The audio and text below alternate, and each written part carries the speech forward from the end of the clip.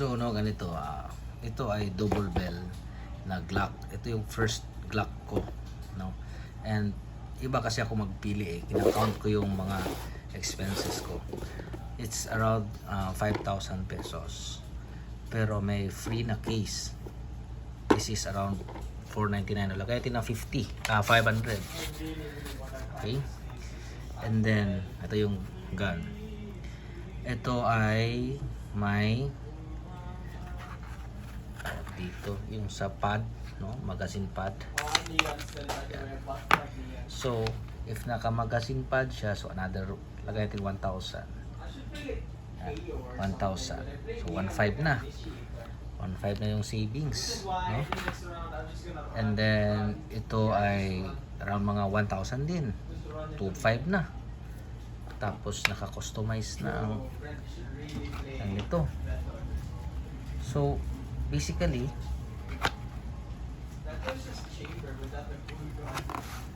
it's a Glock 17 na upgraded, right? So may slide na, naka ano pa ito. Yan. So tiningnan na-try ko, tapos bago na ibili natin, napaka-straight po. Tapos nilagyan ko na lang ng sight, napaka-straight. So I don't know if sa ano, grabe ang ano nito, ang accuracy. So try natin ang standard 12 at yung ginagamit ko is yung 134A. Kasi sa 134A ang longevity ng isang gun is ano siya, long lasting. So, hindi mabasag yung mga things sa loob. And yung 12 standard pwede naman, but yung accuracy yung inahanap ko and then magaan siya. So hindi to steel, no, parang zinc. And then yan, may sights na tayo. So first box is around 2,500, so 50%. May nozzle pa, may free nozzle. Lagyan natin 1,000 yung nozzle, so 3,500. Mga tayo na 3,500. Tapos may o-ring sa mga gasket nito, yan at dito. So around mga 4,000 na. So yun ang savings. So magkano na lang ito lahat? Ito yung pan is 1K. Tapos try natin na 100 shots kanina, no? More or less 100 shots. Hindi pa rin okay na masyado. So dito tayo kasi maingay yung anak ko. And hindi ko gusto, yun yung mga cons niya, no? The budget, the affordability, the ergonomics. Ito yung mga grabe grabe masyado. And then fit sa kamay. And ito yung pag-load ng gas. Yan yung problem yan.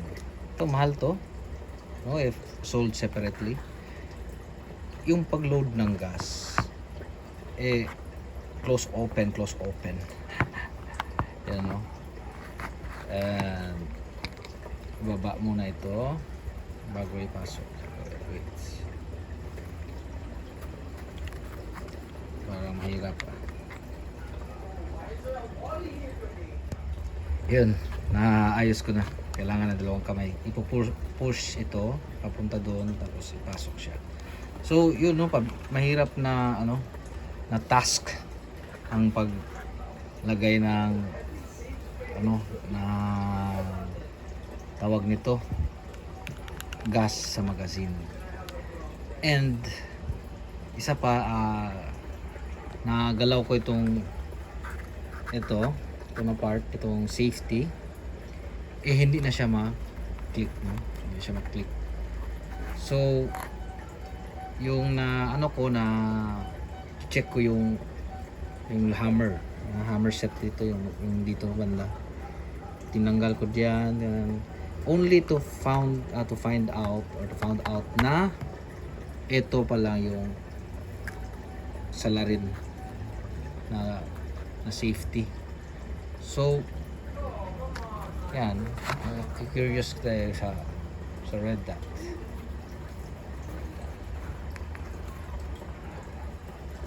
May ano yan,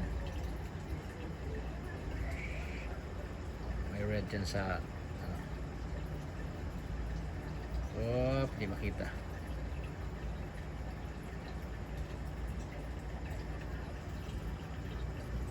Yung red yan, yan. Up. Yan. Hindi masyado makita maayos. Okay. So, pag titingnan, pag ako tumingin, ano lang, yung parang maliit lang na dot nandyan siya.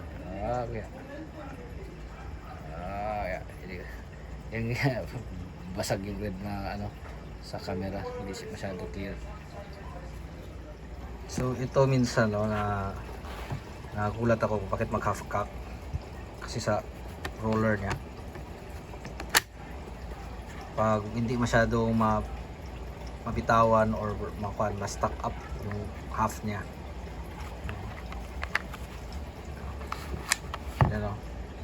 ma-half cock siya. So ang gagawin lang is pull, release. So if mag-shoot naman, mag-cycle man siya kasi mabilis at malakas. Pero kung dahan-dahanin mo lang, mag-half cock siya. Tapos yan, tok. So Tokyo Marui parts pasok dito. Some yung parang 50-50, we. And nagulat din ako bakit walang bumibili nito. Actually matagal na daw ito sa kanila. However, ewan ko lang bakit is parang customized na siya. Marami na siyang upgrades. Pero ito yung ginagamit ko, 134A, at sometimes green gas standard. So I don't know if comment nyo lang kung worth it ba siya. So sa akin is worth it, affordable. Ano ba, parang meron dito, ito pwede mabali, mabaliktad. Tapos masyadong medyo maliit. So basically this is Gen 7 lang na upgrade, tapos may magwell na, and then customize na siya, hindi naman sobrang taas ng customize sa kanya, but enough lang, enough, tama lang yung tapos yung grip dito is tama lang din, hindi masyadong tulad nito, grabe, talaga rough talaga,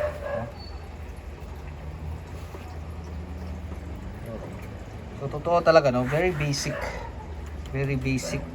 pero customized na siya. So nilagyan ko na lang ng red dot. May plate dyan, naghanap pa ako ng plate para mag-fit sa kanya.